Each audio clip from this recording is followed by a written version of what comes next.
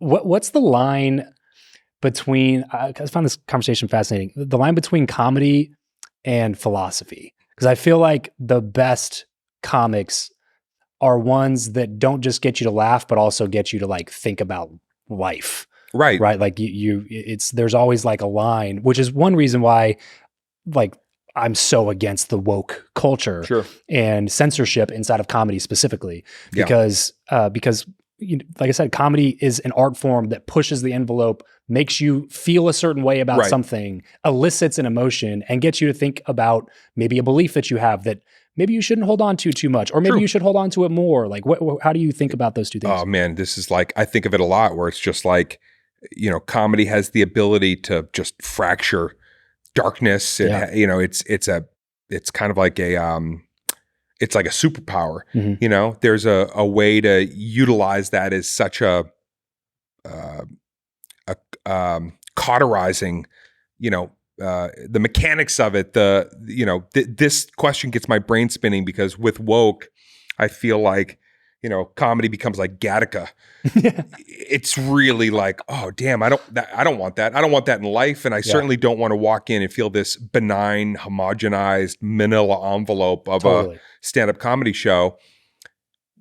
The reality and the hardest part about where we're at right now is when you go into a club and you can vibe somebody, there's no malice. It in that room. Mm-hmm. So they can say something that may be out of bounds or whatever, and you can understand there's no evildoers in here. But if you film that and take that excerpt, or you take it out of a special and you don't have anything around it context, and you throw it in front of people that are non-fans of that topic, that excerpt suddenly makes you a target, right? Right. And then they want to squash you or cancel you or whatever it might be.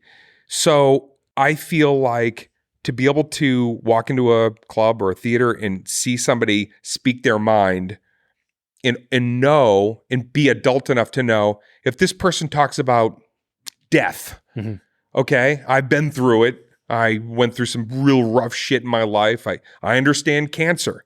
I understand there's nothing funny about cancer, but I also know I'm ready to laugh at certain things so that cancer doesn't suddenly close me off for the rest of my life. Yeah. A great comedy show should incite the idea of these bad things. They didn't do it. They're happening anyway. They don't hold They any already power. happened, and they're going to continue to happen. And the only thing that any of us in this room can do is laugh at the moment, because we are born into a life of constant tragedy and constant upheaval and constant distraction. And so it's so strange to be like, who's being so precious about these things, even though you're maybe not ready for death? You're not ready to laugh at that. Yeah. Walk out of the room, leave, take off. Yeah. But to say, man, you offended me personally and therefore you must go away. Yeah, that means you're not allowed to speak. You're hurting all the other people that were ready to laugh at that moment. Yeah. All the people that were helped by that moment. How fucking selfish of you Everybody to be the person should cater to how I feel about this. Yeah. It's so capsizingly ridiculous. Damaging. And I continue to just stress to comics coming up when they go, I'm nervous to say what's on my mind. I say this, listen, is it your truth? Did the weird thing with the words that you're not supposed to say happen to you? Yeah, fucking tell the story. That's your story. That's your truth. It comes with words and actions that happen to you. Did you do the story? Did the story happen to you? Are you firsthand? Did it happen to the person that you love? You can talk about all that. Yeah. Are you making it up about that person because they look different? Don't do that. You shouldn't. I still won't tell you personally you shouldn't. You're going to learn that on your own. Sure. But that kind of ignorance to tell a story that isn't yours to tell, that is the place in stand-up that I feel like there's the weakness that probably then circumvents into harming other comics. The era of just talking about somebody else's way of life and you know nothing about it, it really doesn't make sense. Sure, it really probably never has, and it is ignorant. Yeah. But everything else is fair fucking game as long as those words, those things, those people, that group happen to you. If you're going to bring me through it and out the other end, like I had a bit years ago that was talking about like all the racism that's carved on a bathroom wall. Now, the bit is silly and it's physical, but I'm saying things that were carved on about black people. Sure. And I'm saying we're laughing, but look at all the ignorance that somebody took the time to carve on a bathroom stall. And I liked that bit early in my career because I was like, oh, I'm showing a little bit of like, this is the ignorance that's around us. And we were able to laugh at that. Sure. So for all those reasons, I feel like, please continue to support comics saying whatever you think might offend you. Pretty early on when I was like getting into comedy a little more, because I grew up extremely religious, so I was not allowed to listen to any of your stuff. Oh, really? Growing up. Okay. I wasn't allowed to listen to anything with any cussing, or I wasn't allowed to watch PG-13 movies, R movies. I wasn't allowed to play games that were rated teen. You know, I could only play everyone. I grew up in a pirate's den. My mom swore like it was going out of style, and even though there was religion, it was. It's kind of funny the way it's like on the other side. It was we were very Cavalier in our in the way we spoke in our home. Yeah, so I was not allowed to listen to that stuff, and so and then I also obviously in turn felt offended when I heard cuss words or somebody said fuck, and I was like, you know, like I had this internal visceral reaction to to those words. And so I remember I was listening to, I think it was Daniel Tosh, who was doing a routine one time, and he said something about he's like, you want to know how I would know if you and I would get along? If you've ever said, oh, that's just not funny, or like you can't make fun of that, or something like that, he was like, then we're not going to get along. Because I think that you can make fun of anything, or like you can find humor in everything. Right. And I remember hearing that because I was offended at some of the stuff that he was saying. You know what I'm saying? So like him saying that, I was like, you know, it's actually like a fair point. Yeah. Like what you're saying has no bearing on me. The only bearing that it has on me is me allowing it to have a bearing on me. Right. Is me allowing it to cause something inside of me to be upset. It's like, I think that it's the audience's responsibility to be able to look at stand-up comedy and go, I'm entering into a ring where somebody might throw a punch and I might get hit. Yeah. Yes. I'm in the ring. And that's part of the allure and part of what, if it's a good show or a bad show, I could get hit. Yep. That's it.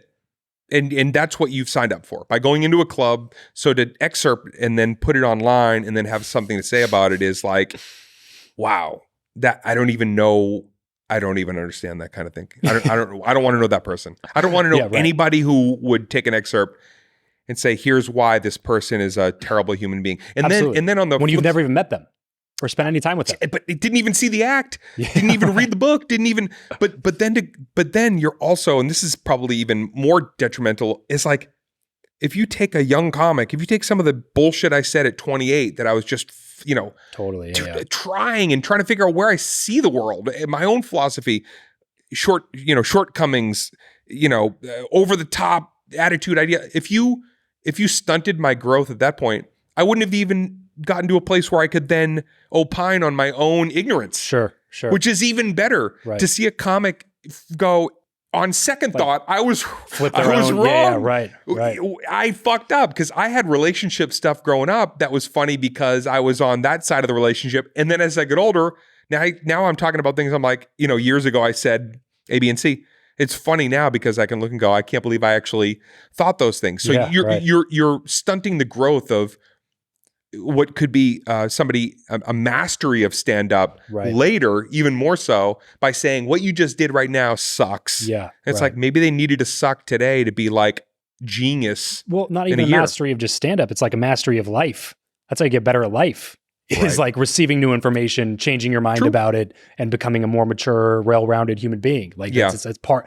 If you prevent people from doing that or threaten their livelihood because of something that they said 12 years ago, it's like which one of us is exactly the same person we were 12 years ago? If that's you, I kind of don't want to hang out with you. This is where like the internet has it's like, what is that word? Like warp speed. This thing of like, everybody needs to know everything about you now. And if they don't understand something, you have to very quickly explain yourself so you can exist in their realm. Right. And if you don't, then a bunch of people, a mob, are going to get together and go, we don't like the way you live your life. Right. And they're just going to try to shut your brick and mortar down, right. your ideas down, your book club down, like whatever it is. It's just so cancerous. It's so unbelievably perplexing when you look at like the lottery pick of life that we get to live, and to go like, how much of it are you going to spend trying to tell somebody else how not to live their life? Right. Oh my goodness. Terrible. You have too much time on your hands. That's a lot of extra go do something time. different. Man, that's like, talk about wasted day. Yeah, right. Right, exactly. But that stuff, it's like, I've been talking about all this even on my show lately, and I think the next year of stand-up after I finish my touring October, November will be, really exploring some of the places that, places I thought I got it right and I clearly didn't, and places where, interestingly, and where it's been tricky to write, but I'm getting it done, is like, this is also some places now that I'm a little older, without coming off too much ego, of like, where you guys fucked up and don't know really me, but I've stood the test of time to actually be able to show you now. And so for all those reasons, I think it kind of speaks to, where society places you in a certain place because they want you to be a certain thing. They love you as that thing, or they love hating you as that thing. Yes. And God forbid you actually vocalize a better idea and make somebody go, now I have to come back to the table and say I was wrong and I actually like them. That they don't want to get online and everybody gather around. I like this person now. That was just one it was my bad day. But stay tuned. We'll see how that set comes together, and then we'll see if the internet responds.